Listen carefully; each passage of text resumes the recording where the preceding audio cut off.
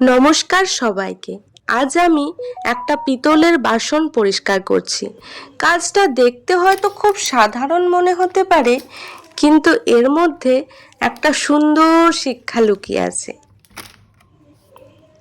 দেখুন, যত পুরনো আর ময়লাই হোক না কেন, একটু সময়, যত্ন আর ধৈর্য দিলে পিতলের বাসন আবার আগের মতো ঝকঝকে হয়ে ওঠে।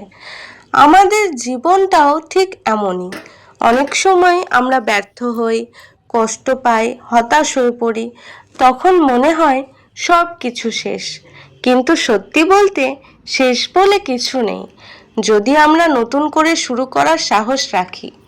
আজ একটু চেষ্টা, কালে আরেকটু পরিশ্রম, এভাবেই একদিন সফলতা আসে। তাই নিজের ওপর বিশ্বাস রাখুন, অন্যের সঙ্গে নিজের তুলনা না করে প্রতিদিন নিজেকে একটু একটু করে আরও ভালো করার চেষ্টা করুন। আপনার পরিশ্রম কখনোই বৃথা যাবে না। হয়তো ফল পেতে একটু সময় লাগবে, কিন্তু ধৈর্য ধরে এগিয়ে গেলে ভালো সময় অবশ্যই আসবে।